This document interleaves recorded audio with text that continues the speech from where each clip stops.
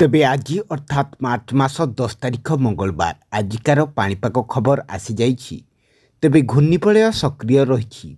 ଏହାର ପ୍ରଭାବରେ 4ଟି ଜିଲ୍ଲାରେ ଘଡ଼ଘଡ଼ି ବର୍ଷା ଦେଇ ଭୁବନେଶ୍ୱର ସ୍ଥିତ ଆଞ୍ଚଳିକ ପାଣିପାଗ ବିଜ୍ଞାନ କେନ୍ଦ୍ର ପକ୍ଷରୁ ବଡ଼ ସୂଚନା ରହିଛି।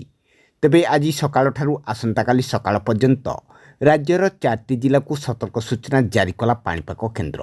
ତେବେ ରାଜ୍ୟର କେଉଁ ଜିଲ୍ଲାଗୁଡ଼ିକୁ ଘଡ଼ଘଡ଼ି ବର୍ଷା ପାଇଁ ୟେଲୋ ୱାର୍ଣ୍ଣିଂ ଜାରି କରାଯାଇଛି ଆଉ କେଉଁ ସବୁ 26ଟି ଜିଲ୍ଲାଗୁଡ଼ିକରେ ପାଗ ଆଜି ଶୁଖିଲା ରହିବ, ସେସବୁର ସମ୍ପୂର୍ଣ୍ଣ ଖବରଟି ଜାଣିବା ପାଇଁ ଭିଡ଼ିଓଟିକୁ ଶେଷ ପର୍ଯ୍ୟନ୍ତ ନିଶ୍ଚିତ ଭାବେ ଦେଖନ୍ତୁ। ଆଉ ଯଦି ତା ପୂର୍ବରୁ ଆମ ଓଜିଏନ୍ ଓଡ଼ିଆ ଚ୍ୟାନେଲଟିକୁ ନୂଆ କରି ଆସିଥିଲେ ଏବେ ହିଁ ସବସ୍କ୍ରାଇବ୍ କରିଦିଅନ୍ତୁ ଆଉ ପାଖରେ ଥିବା ବେଲ୍ ଆଇକନ୍ଟିକୁ ଦବାଇ ଦିଅନ୍ତୁ ଆଗକୁ ମଧ୍ୟ ପାଣିପାଗ ସମ୍ବନ୍ଧୀୟ ସମସ୍ତ ସୂଚନା ସର୍ବପ୍ରଥମେ ଜାଣିବା ପାଇଁ।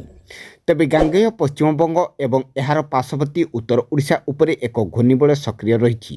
ଏହାର ପ୍ରଭାବରେ ପାଣିପାଗ ବିଭାଗର ପୂର୍ବାନୁମାନ ଅନୁଯାୟୀ ଆସନ୍ତା 24 ଘଣ୍ଟା ମଧ୍ୟରେ କାଳବୈଶାଖୀ ପ୍ରଭାବରେ 4ଟି ଜିଲ୍ଲାରେ ଘଡ଼ଘଡ଼ି ବର୍ଷା ହେବ ଆଉ 26ଟି ଜିଲ୍ଲାରେ ଗରମ ଗୁଳିଗୁଳି ସହିତ ପାଗ ମୁଖ୍ୟତଃ ଶୁଖିଲା ରହିବ।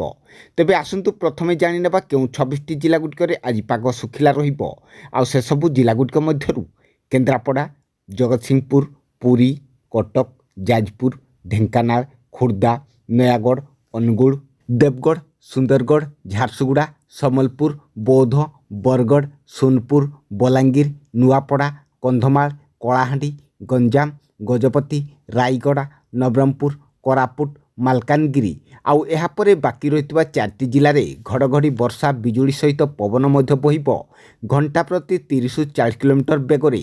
ତେଣୁ ଏହି 4ଟି ଜିଲ୍ଲାକୁ ସତର୍କ ସୂଚନା ଅର୍ଥାତ୍ ୟେଲୋ ୱାର୍ଣ୍ଣିଂ ଜାରି କରିଛି ଆଞ୍ଚଳିକ ପାଣିପାଗ ବିଭାଗ। ଆଉ ସେସବୁ ଜିଲ୍ଲାଗୁଡ଼ିକ ହେଉଛି ମୟୂରଭଞ୍ଜ, କେନ୍ଦୁଝର, ବାଲେଶ୍ୱର, ଭଦ୍ରକ।